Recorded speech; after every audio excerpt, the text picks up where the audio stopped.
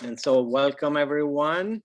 This is the second session of the Italian Mediterranean Colloquium. It's a series of seminars and lectures that we organize, Costantina Zano and I organize within the Department of Italian and with the collaboration of the European Institute at Columbia University. So I would like to thank both the European Institute and the Department of Italian for these events and for the support in organizing in previous years the physical event, but now the Zoom meetings that allows us to talk with people all over the world. So we'd like for the future also to maintain some of the event also online in order to reach different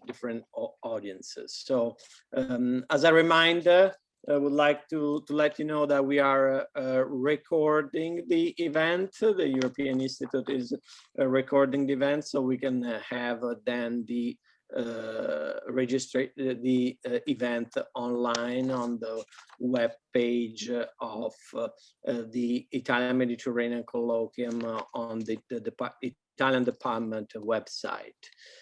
So I'm very happy to have Angelo Torre back to actually the United States and also back to the Mediterranean Colloquium. It's the first time he presents, but he has been a friend in recent years of our activities and seminars. So especially when he was in New York at the Italian Academy. So I would like to welcome him, but also to welcome him back.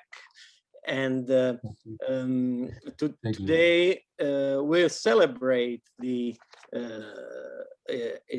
publishing of his book, Production of Locality. And I will briefly, in the early modern and modern age, I will briefly introduce him and introduce the book, but I would like to do this presentation in a very conversational way. So I would like to ask some questions to Angelo and talk with him about his research. Also for the question and answer, it will be good also if the participants and the guests would write the questions in the chat, so we can have the question in the chat and address them correctly. And of course, if you want also to talk and dialogue with Angelo, we are very happy to do it and to talk together about his research and his achievement, but also his new lines of inquiry. So Angelo Torre is a full professor of early modern history at the Università del Piemonte Orientale in Italy. He has held a teaching position at the University of Turin, Palermo, Genoa, and research fellowship at the Shelby Calhoun Davis Center for Historical Study at Princeton. And also was granted the chair at Cornell University in 2000. It was directeur d'études associées à l'École des hautes études de sciences sociales in Paris for in several years between the 1990s and 2010. Also very importantly, since 2013, Angelo, Torre, has been editor-in-chief of the International Journal Quaderni Storici, so the journal of that since the 1970s has been one of the voice or the main voice of Italian microhistory. So today we'll talk about the production of Locality, which is a 2019 edition in English and re-edition, translation, adaptation in a sense of research that came out for Donzelli in Italy in 2011. And is published, the English edition, by Routledge in this series, Microhistories. So this series that is edited by Professor Magnusson and Ciarto is a specific series on micro-historical books in both research book, field work, and theoretical investigation on into microhistory as a discipline. So and we'll see this a little bit. I would like to then to Angelo to talk about the evolution of the book in this time between the 2000 and the second decade of the 2000. But let's introduce the book first of all. So this is a book on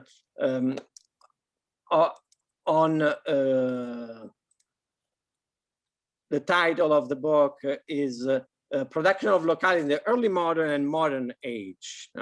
So places. So it's the title itself introduces us to the main topic, what is the production of locality, and is divided in 3 sections and introduced by a very important methodological introduction on the concept of space and place, and the production of locality. And what is, I think, one of the great achievements and what is very interesting in this book that I would like to say to our students is possible to download from our library website. So it's an accessible book. Is of course the methodology of the book. Is a book about methodology, methods of historical inquiry, and especially in this version, there is an engagement with different line of historical research. So let's say the core of the book is about challenging the reaction of microhistory, cultural history, and especially global history to the dominant trend of social history until the 1980s, and especially the research starts from a certain unsatisfaction with the solution that these different disciplines had on the concept of space, the concept of space. And especially Angelo challenges and discuss the idea, especially challenges global history, and in relation to what is the local and the perspective on the local that global historians have. So here Angelo starts from a stimulus that came from anthropology, and especially from Arjun Appadurai, on the idea of production of the local. No? So local here does not have attachment with belonging or identity, but Angelo's perspective is about the processes, no? And the production itself, the processes that produce a place. No? And in this respect, he does a very good job in, first of all, putting the base of his methodology and at the same time giving us different examples in the 3 chapters of this production of spaces. No? And one of the starting point and the most, I think, so this idea of continuous reflection on methodology is something that make, I think, coming from different disciplines, this book very, very engaging. No? Angelo has an approach to, let's say, problem solving that is always opening more than one question. When he arrives to one method, he starts to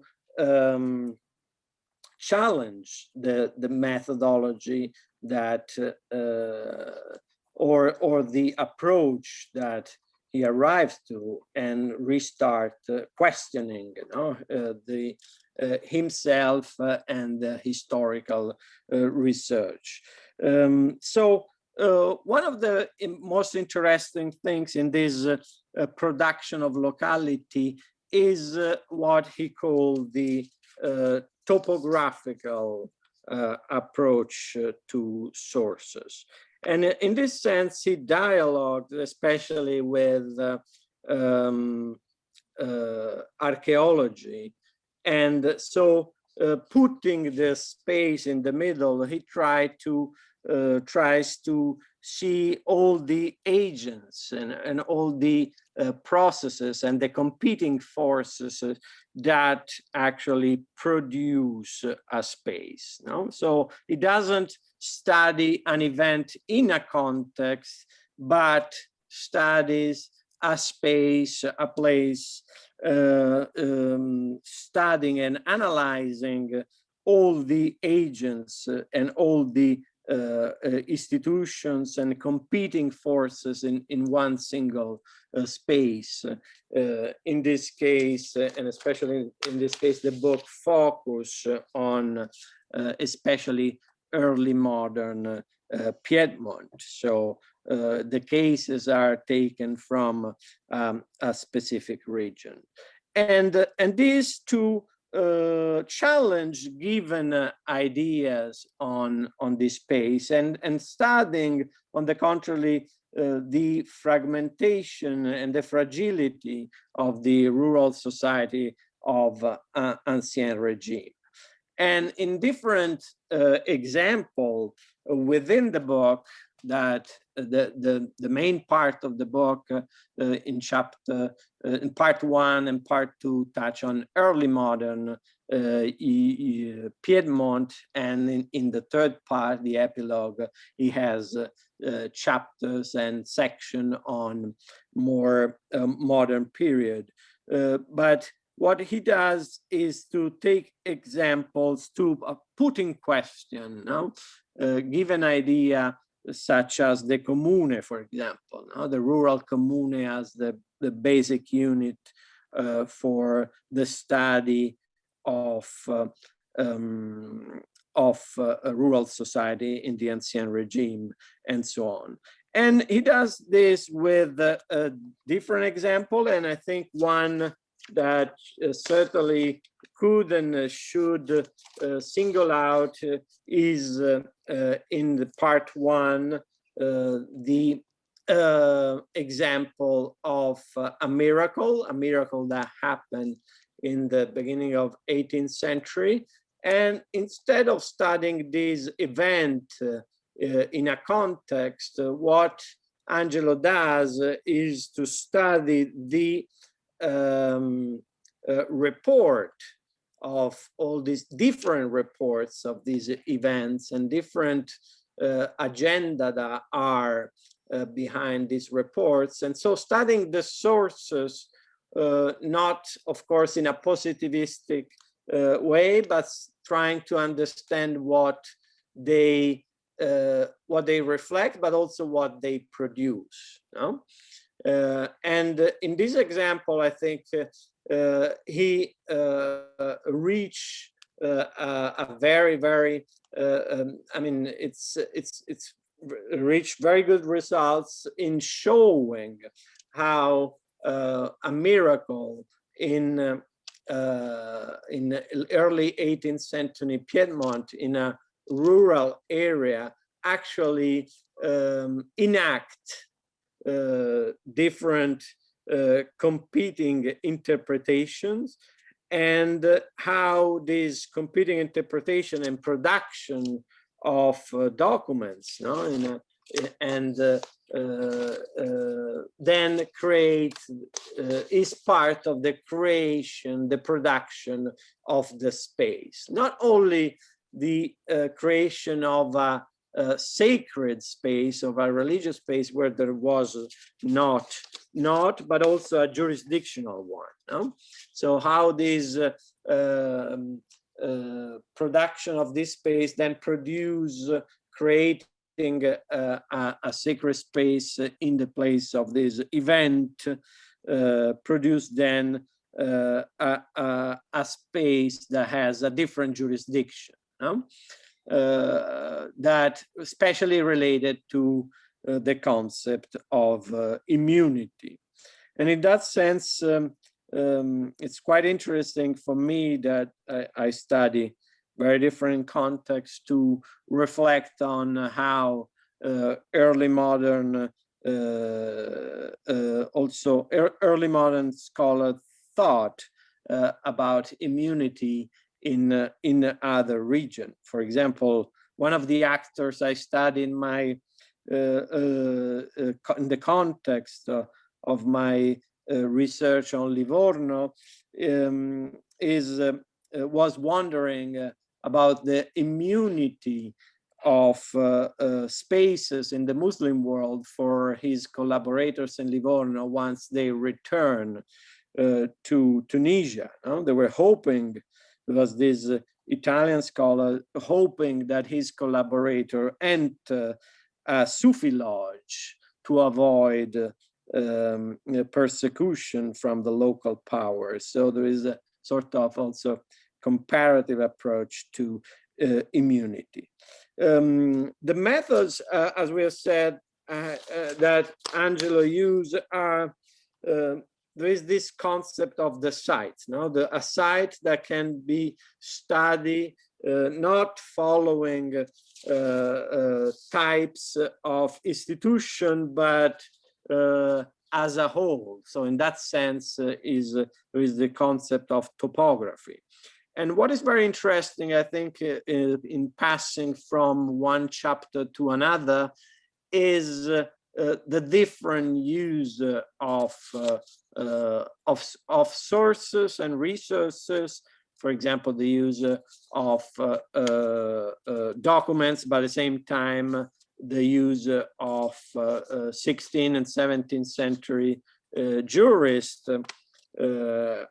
against or in confrontation with modern historians, but also the different uses of the sources, the documents itself. No, for example, in the part one, very interesting is the extensive research on the documents of the confrarie, and at the same time, in the case of the miracle also in part one, there is an intensive reading, you know, of the documents, and a contrastive reading of the different relation and reports of the miracle. So in that sense, there is a much more intensive use of the sources. Also, as a person that comes from literature and not from social history, I would like to, in part two, there is a very interesting section on early modern intellectual, and especially on Alfieri and Diodata Saluzzo, and how this intellectual find their own or create their own space across different jurisdictions. So I would like certainly to hear more about that, and also more about the concept of time. But to start, let's say, one of the things I think in a department of literature, the importance of this book is certainly one of its bases, no? That the interdisciplinarity, but also the idea of the continuous idea of putting into question our own methodology. No? So this is a dense book, is an engaging book, but also is a book that if we use and read and we try to understand if these methods are applicable for other kind of research, is extremely useful and enjoyable work of research. In that sense, I've been personally thinking a lot, not about a possible contribution to microhistory, but how to import, you know, the reflection and the use that microhistorians did and still do in the frame of, for example, literary research, in the frame of intellectual history or cultural history applied to literature. We have PhD students, for example, studying Trieste as a literary space, no? And how your use of the topographical approach to a site, no, can be useful for a research on a space that is a literary space, an approach to a literary space. In this respect, I found very, very interesting also your reflection on the mythical and literary construction of these rural spaces by Fenoglio and Pavese, no? And the different approach that historians have to the same spaces, and to see what is behind this literary construction. So to let you speak about your own research, about your own book, I would like to start from the genesis of the research and trying to discuss about the evolution of your research from the early 2000s. In the acknowledgement, you talk about that the idea of this book was I mean, the beginnings of this book were in the early 2000s, and how your idea on the local and on production of locality changed from one edition to the other, but especially in dialogue with the evolution, the triumph, the evolution of global history, no? That we can see especially in the English version. So I would like, first of all, to thank you and then to open and to let you speak about your own research, starting from this the genesis of the book, and also the evolution of the book, and how also the interlocutors of your research change over time. Please, Angelo.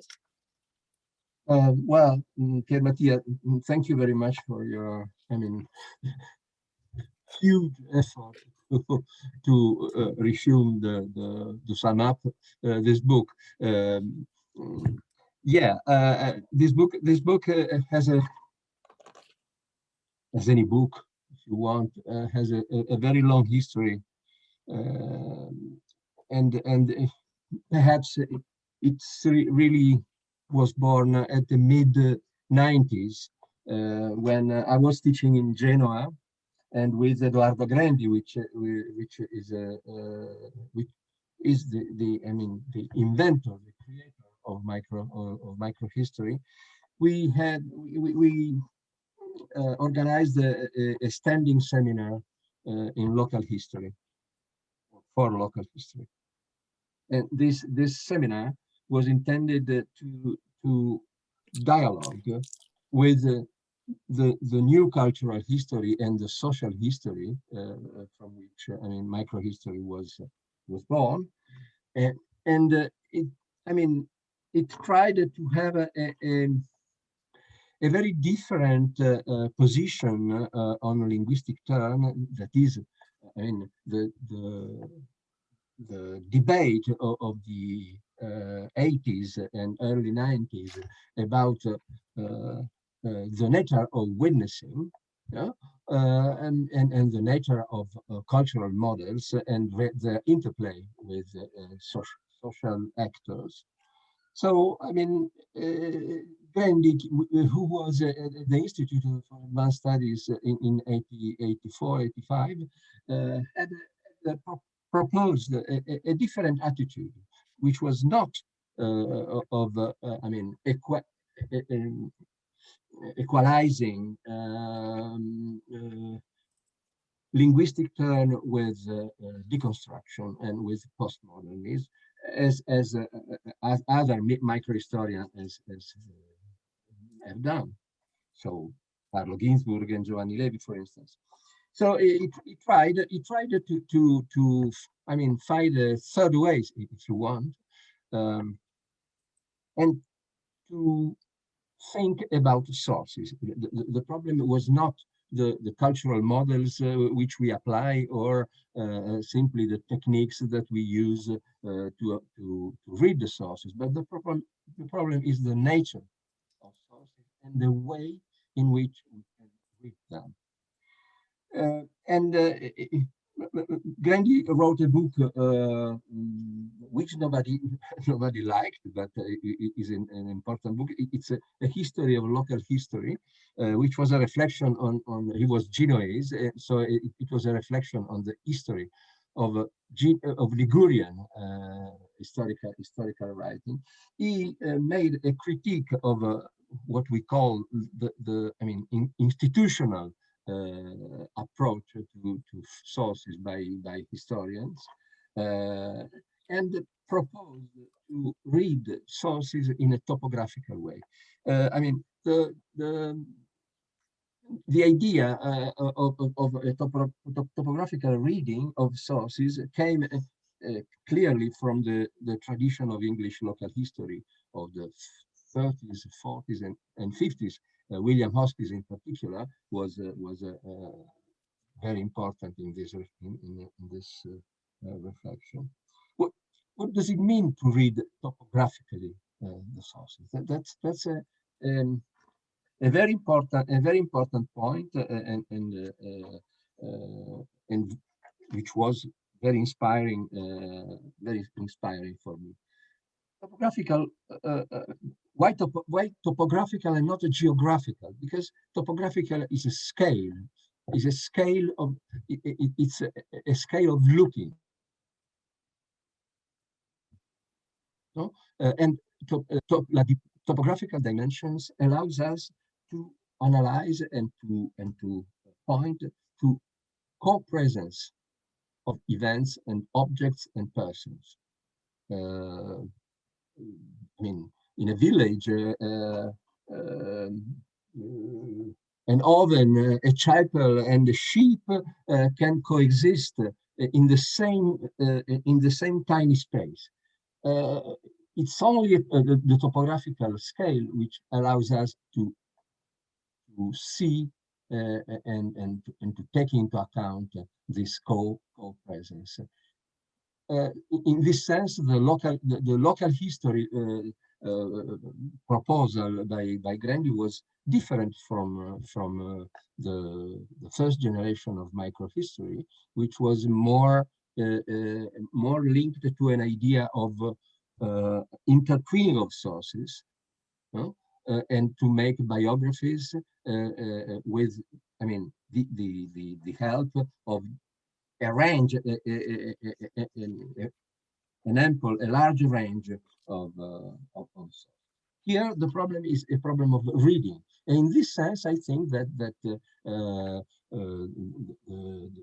reflection of historians on space can be useful. This is the inspiring, the original inspiring element in these researches, which Pier Mattia tried to sum up. Very difficult, I admit. But for me, I mean, the history of the book has been influenced heavily by the notion of production of locality, which I met with in 2000. I was in Cornell at that time, and I read this incredible article by Arjuna Padurai, which speak of quite different things from early modern society, because the article, I mean, people can remember this article because it was a reflection on the communities on the web between Indians, people, and their influence on internal Indian politics. So, but there are 5 or 6 introductory pages which are, I mean, absolutely flashy, and I deeply recommend to read it, because I mean, 15 minutes, no more, but in which Padurai reflects on the fact that places are not a given. We think of places as something which exists per se, and it isn't. It isn't, because he made the distinction between locality and what he calls neighborhood. Neighborhood is a given. I mean, houses which are one close to another. Locality is quite a different dimension. Locality has to be produced and maintained. So overall maintained, because the relationship between neighbors are fragile. And this is a very important concept, at least for me, has been very, very important. The fact that we can dispute, we can have disputes with our neighbors, and that, I mean, breaks our social relationships. And so it is necessary for society to go on, to exist and to go on. It is necessary to build a sense of, I mean, sharing in a way. Sharing what? Sharing of it's Padurai says this, techniques, knowledges, practices, know-hows. That's the problem. And let me make an example, which is from Steve Hindle, which is a very, very good early modern historian, English early modern historian, in an article which is Beating the Bounds. Stephen Hindle speaks of a procession, of a perambulation at the end of the 16th century. And this perambulation is in fact, as a matter of fact, it's a procession, stops in front of a creek, and there, having a picnic with the pastor, the rector, excuse me. One man takes his own child and puts him into the water of the creek. And then he says to the child, "You will never forget that we were here, and that's because we have the right to be here and to use the water of the creek." That's a fantastic example, because that is an example of producing competencies. Competencies. I don't know the extra. Sorry. That is the process of production of locality. That is a mix of actions and rights to do those actions and to understand those actions. That's so. I in this sense, I tried to read the jurisdictional material on which I was working in this way. That is a topographical attention, a topographical care, if you want, a topographical look to understand co-presence and to imagine the processes that these actions and these practices produce over time. So, for instance, in the example of the miracle that Pier Mattia was so kind to remember, the space is not in the different interpretations, but it's an action. When it's a classical case of a building host, and when the jurists and the theologists of the Astis chapter come to see and inspect the place in which the host blood, they put a lamp, and that lamp is a jurisdictional act. That lamp, which is the lamp which stands for the blood of Christ, is a marker of the juridical property of this space. In this way, the miracle, which has this astonishing, incredible story, but it's not the matter here. But in this sense, the miracle produces space, and all the people of there were absolutely aware of what was going on. That's my point. There are not processes which people don't understand. All it's there over the table, and all assets are over the table, and we play with assets, and we dialogue through assets and objects and so on. That's the I mean, in this sense, I read a number of archival situations, which I call sites, but maybe it's we can speak of later of sites. Do you agree? It's okay, Pier Mattia, or yeah? Because so I tried to understand how places were produced in early modern, but at the same time, I had the impression, a strong impression, that the process of producing quality was and is going on every day in our everyday life.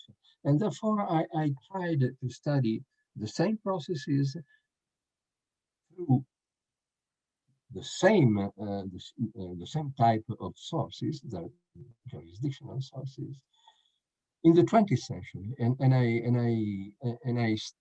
I was very lucky to find out two important examples in my mind. That is, one is the construction of a touristic road on the mountains, on the Alp mountains, by an important family of wool producers, elite. And the other one is the I mean, huge effort by a small hamlet in the suburbs of Turin, which is in the northwestern part of Italy. And this hamlet, which is a matter of fact, is 5,000 people, but has no administrative autonomy, and they have been fighting for, let's say, more than 30 years to conquest the administrative independence and to become, let's say, a township, a commune. So, and that story ends in 2017, and they conquered their autonomy. So, I mean, it was very important for me to show and to point to the fact that these processes are continuously going on in front of us, and we have, I mean, we should recognize sorting them out.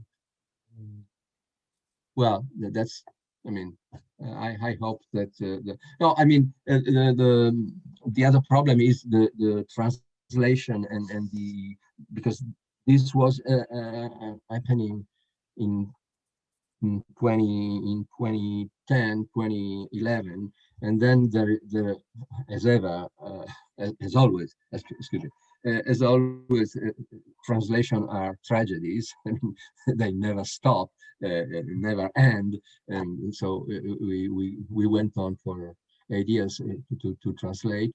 At the meantime, I was involved, very interested by the discussion between local history and global history, and the different proposals of global microhistory, microspatial history, and so on. So when in 2018 I rewrote the introduction, I tried to dialogue with global, and I mean, this dialogue is very important, and I would have a very important point here, but I don't know if well, one of the most interesting stuff I read on global history is a German book, a book by a German historian, Sebastian Conrad, who wrote a book in I think in 2016, which is, what is global history? And I mean, he's very informed, and he speaks of a number of directions, of a number of books and articles. But in the final chapter, he tried to sum up the methods that global history has used or created, and well, these methods are we know them very well, but or he called them paradigms, but paradigms. One is the construction of transnational regions. So, for instance, the Atlantic, the Indian region, and so on. But overall, he speaks of a research paradigm he calls following. And he says that global history is based on the paradigm of following the people. And what is very interesting is that he, I mean, he speaks of this research paradigm as something which has been created by an American anthropologist, or to better say, an anthropological student of literature, which is George Marcus. And George Marcus in 1985 wrote a very important article on the methods of a new anthropology literature, and he speaks of the end of anthropological research on social context, plural context, and on the contrary, through a methodology of the following of the people. And the problem is, for Marcus, is the fact that it's no more possible to have, in the new global world and so on, it's no more possible to have explanation, that's the word, explanation from within. That is that I mean, in this, it was 85. It's very early. Also in relationship with the developments of global history, which is a 90s phenomenon. But he says that we have to make anthropology, that is ethnographical research, on people who are mobile, of course, but that we can't explain through the context in which we see them acting. So it's the very idea of context, if you want, which is into question by global history, and hence the insisting the emphasis on networks, for instance, instead of social groups, but networks. So that's what I mean. I was interested in rewriting the introduction of, and I think that this idea of explanation from within can't be put away, put aside, without losing something. I don't think that it's not possible to follow people and without contextualize. I don't say that. It may be possible, but the problem of excluding next explanation quoted from within, that's a problem. That's a problem, and I think that we have to discuss this problem. So thank you, Angelo. I would like to say that I'm reading the comments on the chat, and usually we do presentations, very short presentation, and then the guest gives a paper. This year, because we are presenting book, we changed with Costantina a little bit the format. So we introduce the book, and then so I'm sorry if I talk too much, so I will not go further, but I will open the question and answer, and Professor Green has a question, please. Thank you very much. Yes, Molly Green of Princeton University. I'm just so excited to hear about your book. It's really fascinating, and also for selfish reasons, it connects to something I'm trying to do now, which is to write my history of the Pindus Mountains in Western Greece during the Ottoman centuries. I want to ask you what the relationship is, if any, in the historiography between the local, the locale, right, the history of local history, and localism, because localism is a concept that is used a lot, particularly in the anthropology of Greece, and to a certain extent in the history. What do I mean by that? I have looked and haven't really found conceptual discussions of it, but it implies an attachment to a local place, a hostility to outsiders. That's the best I can do right now. But I wonder if you could talk about the relationship between local and locale and localism. Yeah, that's a fantastic question. I really appreciate it, and I thank you.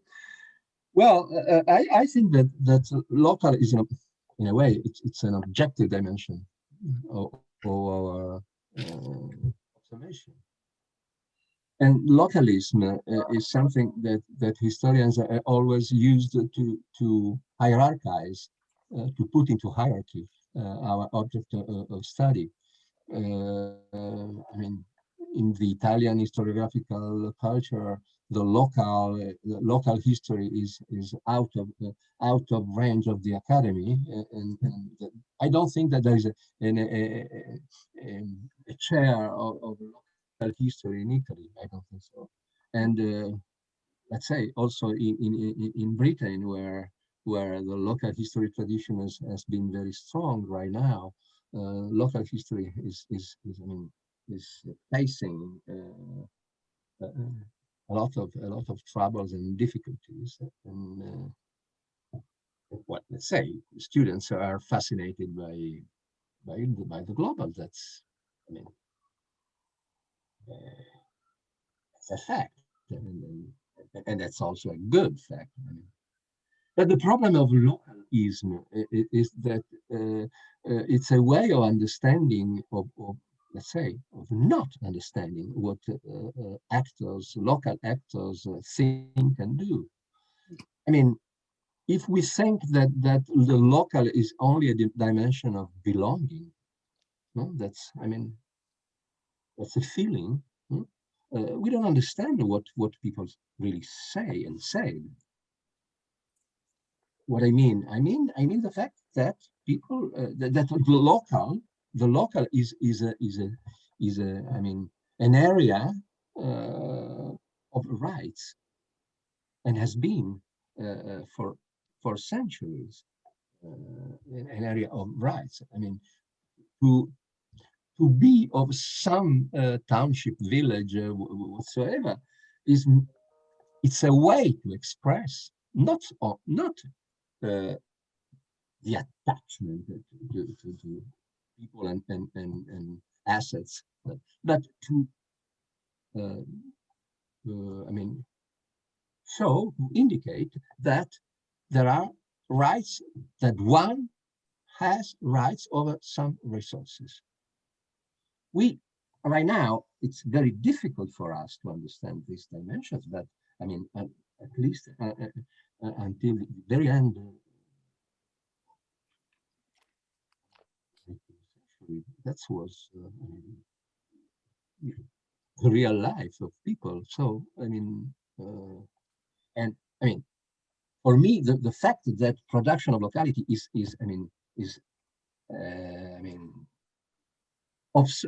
we can observe these processes of nowadays.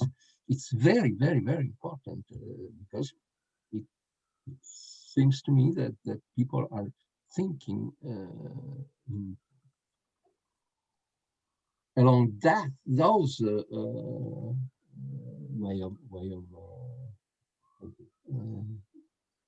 I don't know if I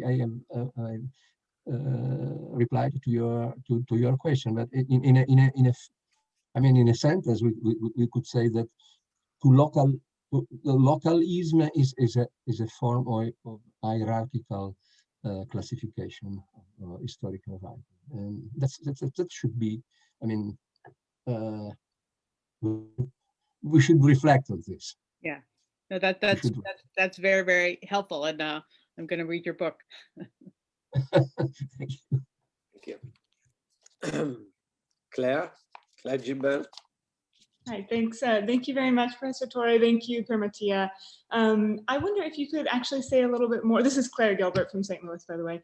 I wonder if you could actually say a little bit more about the concept of site that Pier Mattia described to us from your book. And I think you were about to speak about it for a moment. And I'm just wondering if it is another heuristic that we can begin to use, and if you have any examples for us. I'm just really intrigued with this idea of it being outside of an institution. So if you could say a little bit more. Thank you. Yeah, but I mean, thank you. No, it's a very important question, and I don't know if I'm able to reply. Let's be frank, but I try anyway. I mean, a site is a. I mean, archaeologists think in terms of site, and historians used to think in terms of context. There's a relationship between the two dimensions, and I like very much to reflect on this, but it's very difficult. But what seems to me, that's really a contribution to a dialogue. It's not. I'm not asserting. No? I think that what is important in the concept of site is artificiality. While context as a naturalized nature, it seems to me that's. I mean, I'm really trying to reflect on. Or site is something artificial that I as an archaeologist, for instance, I create. While beginning to dig, it's okay, and that I stop when I decide, because lacking of funds, to stop digging. That's the site. It's not something naturalizing,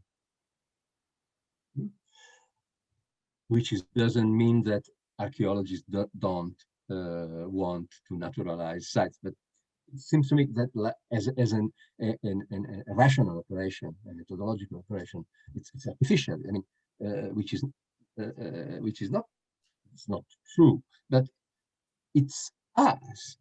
We begin and stop the operation of observing. While the context, on the other side, it seems to me that is something which is natural. Or at least through, I mean, the word context, we naturalize the site. So, is the site what is around the person or the persons that we are giving attention to? That's my. But it's really an impression. I think that it is very important because it's very important to denaturalize the operation of historical study. That's the way, because historians try to I mean, claim that some dimensions do exist, through very naturalized concepts. An example overall: nations. Nations are naturalized object of historical. So. I think that there's a real difference between the two. In my research experience, I used to use the archive as a site, because the archive is a history which is independent from our researchers. It does exist by itself. I mean, by itself, it doesn't.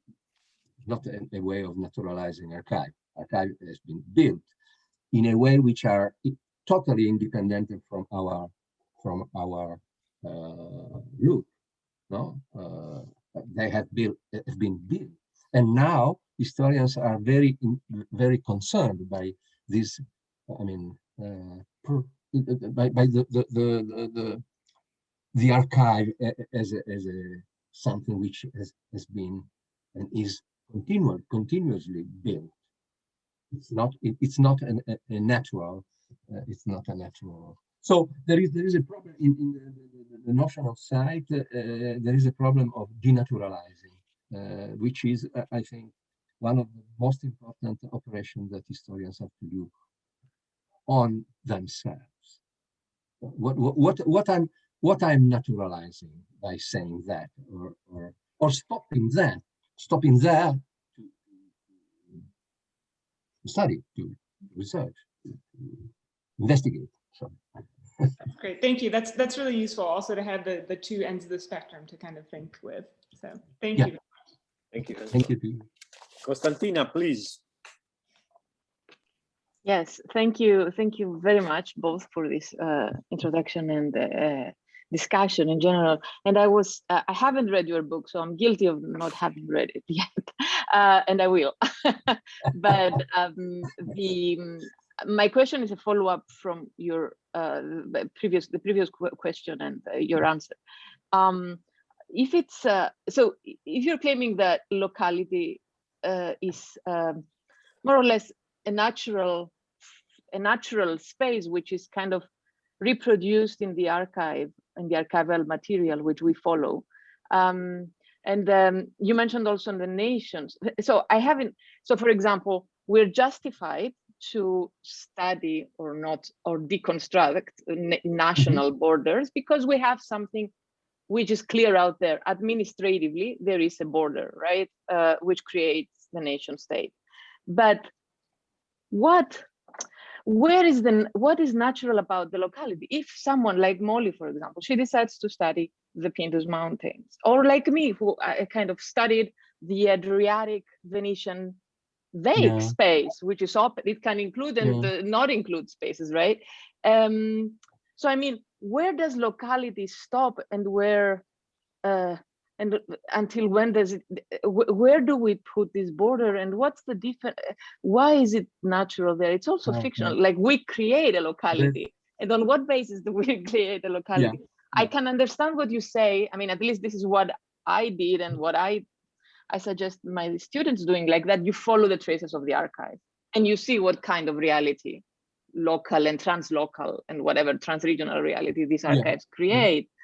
But I cannot understand how you can define something that you think that was natural and it's not a site in that sense, right? This is my question, I think. But I mean, no, thank you. It's a very, very important, very thoughtful question, and I hope to be able to reply. Well, but I think that the idea of produce a locality, it's something which is brings us away from naturalizing it. Produce is to make. There's a problem of agency over there. That's what seems. And I mean, you mentioned the border studies, which are very, very important. Have been very, very, very important in the last 30, 40 years. That's because borders are not natural. But not in the sense that we can, I mean, think of borders in those terms, but that the archives of the borders are doubled. There's no border without one archive on the one side and one archive on the other side, and it's very important and useful to see both archives. This approach can be extended and extended and extended. That is, for instance, in the, I mean, the area I know from an existential and archival point of view are areas in which what we call the township, which is our way to name localities, in a way. If we study these townships, these villages, these communes, that's the Italian name, and maybe also the French name, commune. municipality, so they use municipality, which is more artificial in a way. It's, I mean, crudely administrative. But if we study the formation of communes, and it's possible, we see that communes, that is the smallest cellule of a social organization and political organization, are very, very, I mean, very difficult processes, very hard processes of construction. There's no nature in the existence and we can say I studied it from a religious point of view in the early 90s, and it's a book on the consumption of devotions in the countryside. And if you read topographically the sources, religious sources, you can see that a village is made up of 1, 2, 3, 4, 5, 10 smaller localities. It's a nightmare to name this. What are the names of these localities? I use hamlet, but I'm not sure that for an English-speaking audience that has a meaning, the same meaning that maybe villages. But I think that hamlets, also because it has a correspondence in French, that is hameaux, les hameaux, they are, I mean, they have rights. And now I'm just in this last month, I'm working on commons, on the common lands, and it's clear that common lands were not the common lands of the township, but were the common lands of hamlets. And the social conflict about common lands are not the conflict of the poors against the rich and brothels or entrepreneurs, but are the fight of hamlets against the central locality of the community. I don't know if I have you can consider this a reply. I hope so. But I mean, anyway, the problem is to acknowledge that locality is a production, as well as on quite a different area of studies. But I used it a lot in historical ecology. The British historical ecology, Oliver Rackham, taught us that nature is an artifact. So we can then denaturalize also nature and see what are the forces acting behind objects, assets, resources, churches, altars, and so on.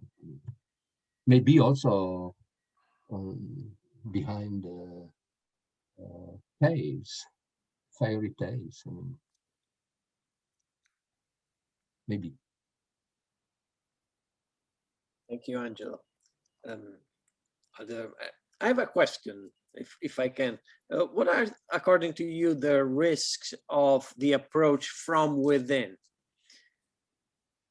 Because you claim, of course, to this emic approach, but in your research, in your practice, there are risks of having this approach, challenges, and so on. So approaching this from within,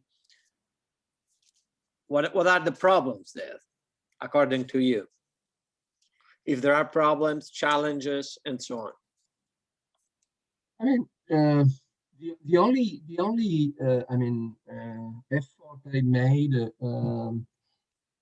to study something which is mobile in the space, apart from religious devotion, that which are mobile, very mobile. But I mean, in the also in the book there's a chapter on transit. What does it mean to, I mean, displace things on space? That's and so I think that we have to couple the both approaches. I mean, let me make an example, because in general, but it's something that you can also find in the book by Michael Quass on a Savoyard bandit. Right now, I don't remember the name. Mandrin. It's a book on Mandrin, and which is a wonderful study. It's really a wonderful study on global trade in the 18th century. But he discovers that this bandit was a very important and very rich entrepreneur. He was a trader. He was killed by the Savoyard army in association with the French one. But he was a very influential trader in the Lyonnais, in the area of Lyon. Well, that I tried to study these kinds of problems in the area. I have the most, I mean, familiarity with the archives.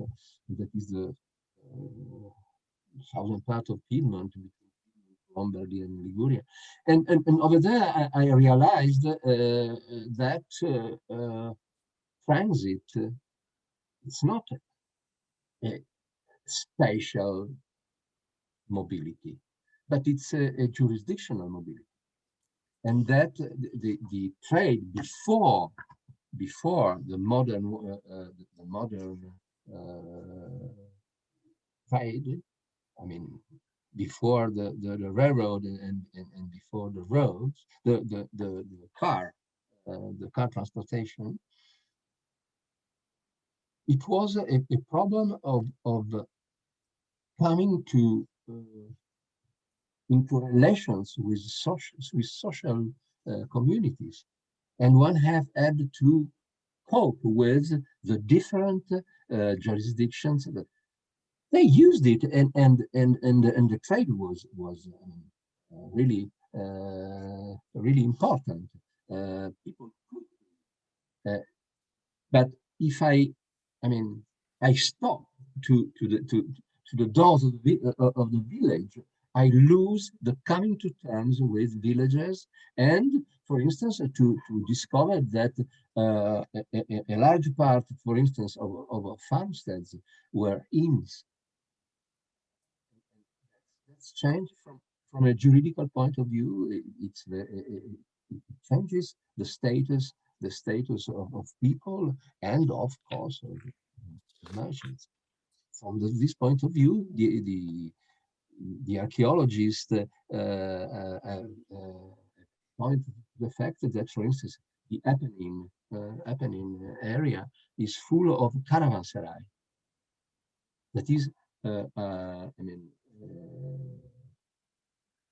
defendable places where merchants and traders spend the night, and that's had a jurisdictional emphasis. Thank you. And Angelica, and then Francesca. Thank you, Angelo Torre, for this very fascinating talk, and for Professor Tommasino for setting up this discussion. So when you discuss the production of context, saying that the realm of culture as practice has been construed as dependent on meaning rather than on documented actions, theoretically, how would another scholar embarking on their research on a space distinguish between meaning and documented actions? or for example, how does one evacuate meaning from documented actions, and how would one determine whether the context is producing the practices or whether the practices or processes are driving the context? I'd just be interested in hearing more about your discussion of like this negotiation between contexts and documented actions. Yeah,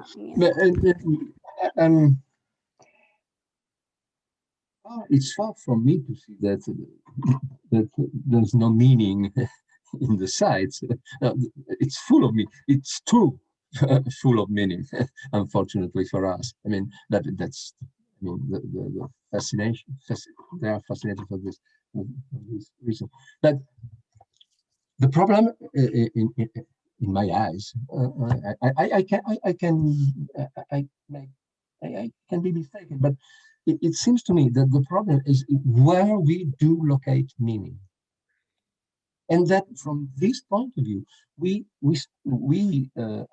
crossed during the 80s, late 70s, and in the 80s and the early 90s, I would say, or 90s, purely, if I can say, semantic approach to meaning. No? There's a man, Pier Mattia is his name, and he worked with Lynn Hunt and wrote some thoughtful, very thoughtful pieces. Then it seems to me that it began, I would say, in anthropology in the mid-80s, but very, very slowly. And in the mid-90s, it becomes more visible. The idea that meaning can be located in action, and not simply in a code dimension. But actions bring meaning, and that's very important. I think for the ways in which we can read documents, because if we are aware of the fact that the actions of which people speak are meaningful, that's changing. It's a dialogue. It's a dialogue between many actors. If I can say, more absolutely polyphonic. Judges as the historians of Inquisition of insist on, but also, the all different witnesses in jurisdictional laws. So, and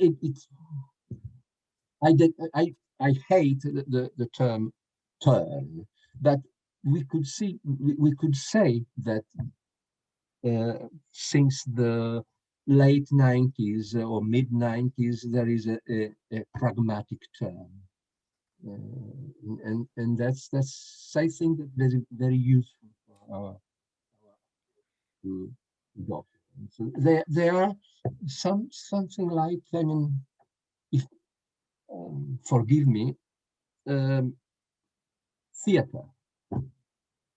The documents are theaters in which people confront meanings by actions, because they had no knowledge, they weren't intellectuals or people able to manipulate concepts, but they were very, very, aware of what actions are, can be. Yes. Francesca, please. Hello. Hello. So hi, Angelo. Thank you. So I have a probably seemingly very small question inspired by your answer to Pier Mattia, your exchange about emic categories, and by Molly Green's brave research into a male monastery up in the mountains in Greece. So I'm wondering, what are your thoughts about how much prior knowledge of the landscape, the territory, the language, the dialect. The historian needs to do the kind of history of local history, the history of locality that you have in mind.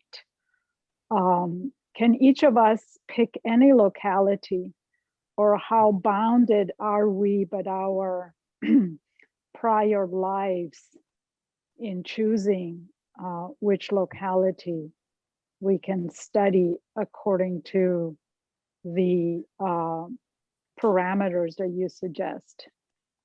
Yeah, thank you. It's a very interesting point, Francesca. I'm grateful.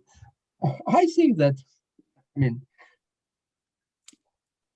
it's a double-bounded problem, double-faced problem. Because, well, as in my case, if you know the language, also the vernacular language, the dialects, also, and you find it in the sources, I mean, you spare time. That's clear.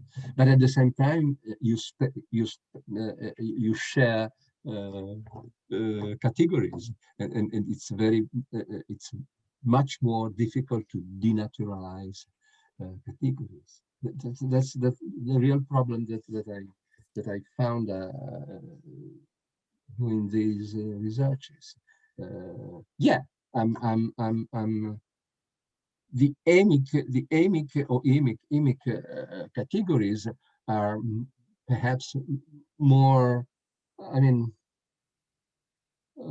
explicit in this in the case that the researcher has familiarity with language and but also landscape and geography you mentioned. That's very important.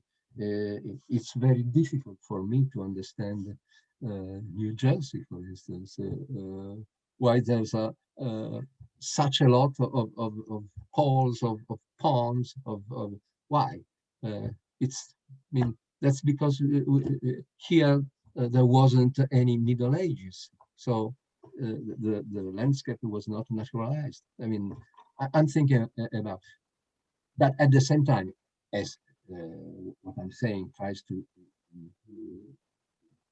assess the fact to be external to situations as anthropologists as well, very important advantages, not quickness. Well, Angelo, Yeah. I'm being very provocative, as you realize, because you know, I fundamentally deeply share your resistance to the notion of identity. But first of all, there's something that one shares, which, you may call identity or somewhere else, but dialect, that's one language I am fluent with. I can never use for the past 20 years. I've not used it very much, but then there are communities that may not want to welcome somebody as a research into their locality. In that case, I don't know whether identity is the right word. I mean, I'm really, these are not, you make me think about these things, which that's one of the many reasons why I welcome your work. But there are communities that are not open to anyone, are open to some, but not others, investigating their own physical land or their own past for a variety of reasons that have to do with religion, with gender, with a number of things. So in that cases, that's not just rights and access to resources. That can be some, there are groups that define their relationship to the landscape, to the land, through those rights that are not conceived as property rights as we, modern, those of us who have expropriated those natural lands understand them. But I think it's complicated because some groups may think of identity, in fact, as something that define their relationship to the land, whether we like it or not, or whether that is the right word. So in some ways that definition of locality may be one that, you know, that some of us for the purpose of critical thinking and for the purpose of certain historiographical positions may want to embrace, but it may not be IMIC itself, or at least not universally IMIC. I'm just thinking aloud. These are not, you know, but I've studied communities of the past to which I don't belong, who would not, you know, members of community who today would not shake my hands and so forth. So I inevitably have been thinking about what that, you know, I would not be able to parachute myself into an 18th century Livorno synagogue and be welcomed. I still think that I, you know, I still think I could not be a member of, you know, of a guild in Murano. So I'm still, you know, I study them, but with a lot of distance. But I do think that they may have issue of identity that might wish to bring up. So anyway, we're just thinking aloud. Thanks for me. I deeply appreciate what you're saying, and it's a problem. But let me be provocative on my turn. In my turn, that is, if I mean a multi-identity community or neighborhood, as we can find here in the States, and if it works, it means that people, I mean, share identities, but it means that people are, I mean, ready to share assets. So what's my problem with the belonging and identity is the fact that I mean, assets and resources are, I mean, in a way, put apart. I'm very concerned by the fact that resources, assets are central. And I mean, I think that the importance of early modern history is to show exactly the processes of I mean, dispossessive rights in ways which are much more complex than we know, than we imagine, but there's a process of this dispossession. And I think that in a way, people speak of this side of the question, and with the intellectuals, I'm thinking of the intellectuals of Benedict Anderson, put words in their mouth, but the substance is on the side of the issues, rights, and not on the belonging. It's very, I mean, I think the childish in this reply my English, but I think that we have two sides of the problem of I mean, living together, or producing locality. That is belonging, which is of course language and so on, religion, and on the other side that there are assets. The discourse on assets are incredibly, I mean, totally forgotten. I mean,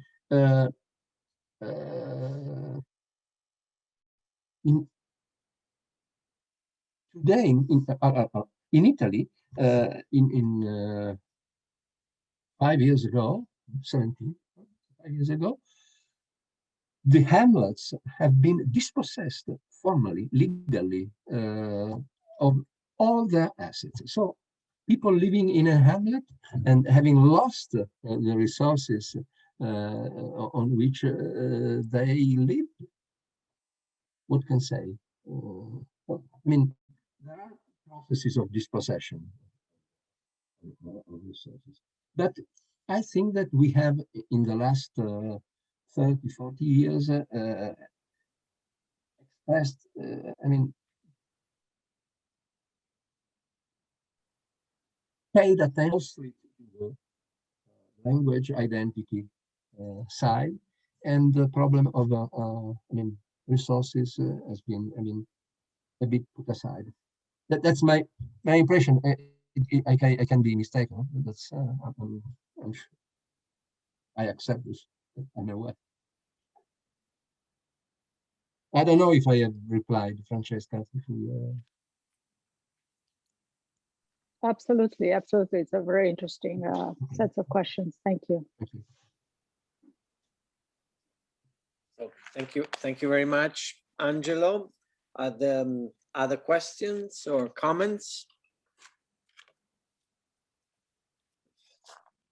Okay, so I would like to thank you, and I would like to, Costantina, if possible, announce our next event and book presentation.